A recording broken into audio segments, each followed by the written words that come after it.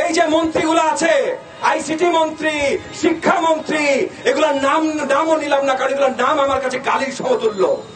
এরা একটা Facebook post দিচ্ছিল 2 দিন আগে, এই নতুন রাজাকারদের দেখে নিব, ক্যাম্পাসে সব রাজাকার, এই সেই এইসব পোস্ট দিচ্ছিল। গত 2 দিন আমাদের ছাত্র সন্তানদের কর্মসূচির ভয়ে ওদের গলা পাল্টে গেছে। এখন আর ওরা আমাদের ছাত্র সন্তানদের রাজাকার বলা সাহস পাচ্ছে না। এখন ওরা কি বলছে? তোমরা সাবধান হও, তোমাদের আন্দোলনকে অন্য মোড় দিতে চেষ্টা করা হচ্ছে, সরকার বদলের চেষ্টা করা হচ্ছে। আরে চাটুকার, বাটপার, রাজাকার এই আইসিটি মিনিস্টার আর এই শিক্ষামন্ত্রীর দল, তোদের সরানোই তো আসল কোটা সংস্কার। 2 নাম্বারই ভারতীয় রাজাকারী কোটায় তোরা আজকে সরকার পরিচালনা করিস। কোটা সংস্কার মানে ওই দপ্তর থেকে টেনে হেঁচড়ে নামিয়ে তোদেরকে সরানোর সংস্কার।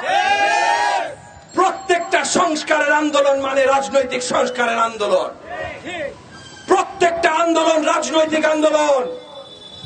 এই মিথ্যা কথা যখন এই যে আইসিটি মন্ত্রী, শিক্ষামন্ত্রীরা বলছে, এরা আন্দোলন দুর্বল করার জন্য কথা বলছে। এরা আমরা যেন আমাদের সন্তানদের পাশে না দাঁড়াই সেইটার জন্য কথা বলছে। বলছে বাপমারা, তোমরা বাচ্চাদের বাঁচাইতে দাঁড়ায়ও না, তোমরা যদি দাঁড়াও আমরা বলবো রাজনৈতিক দল দাঁড়িয়েছে। গোষ্ঠী মারি রাজনৈতিক দল। আমার দরকার আমাদের সন্তানদের বাঁচানো। আমি বিএনপি বুঝি না, আমি এনডিএম বুঝি না, আমি গণ অধিকার পরিষদ বুঝি না, এবি পার্টি বুঝি না, মুসলিম লীগ বুঝি না, জামাত বুঝি না, কোন দল বুঝি না।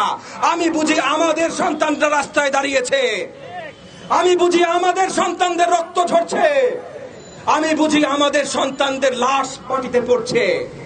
এইটা আমরা হইতে দিব না। প্রয়োজনে আমাদের বীর আবু সাইদের মতো বুক ছিঁড়ে দিয়ে দাঁড়াতে হবে।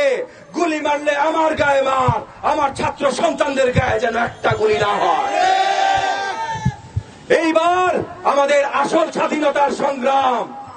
এর আগে পাকিস্তানকে সরানোর জন্য আমরা সংগ্রাম করেছি, এইবার একটা ডিক্টেটরকে সরানোর জন্য আমাদের সংগ্রাম। একবার চিন্তা করে দেখেন ভাই, পাকিস্তানের মিলিটারি সরকার, যেটাকে সরানোর জন্য আমরা হাজার লক্ষ প্রাণ দিয়েছি, সেই মিলিটারি সরকার পর্যন্ত রাতের আধারে হাসপাতালে আক্রমণ করে নাই।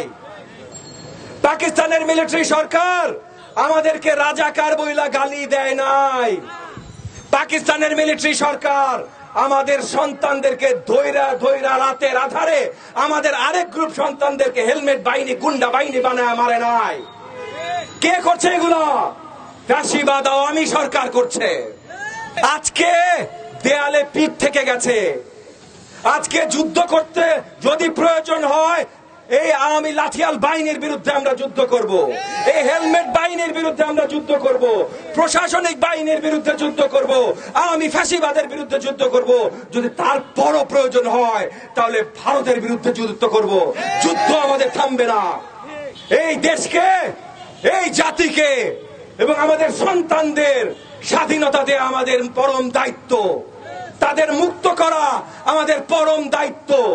তাদেরকে যদি সুন্দর দেশ দিতে না পারি, তাইলে আমাদের রাজনীতি করার কোনো অধিকার নাই। তাইলে অভিভাবক হিসাবে, রাজনীতি হিসাবে, রাজনীতিবিদ হিসাবে বেঁচে থাকার আমাদের অধিকার নাই। আমাদের সংগ্রাম তাদেরকে মুক্ত করার সংগ্রাম।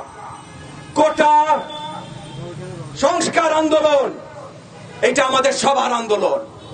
এক মুহূর্তের জন্য ভুলে যাবেন না ভাই, বারবার আপনাদের ভুল বোঝানো হয়। কোটা সংস্কার আন্দোলন অরাজনৈতিক আন্দোলন।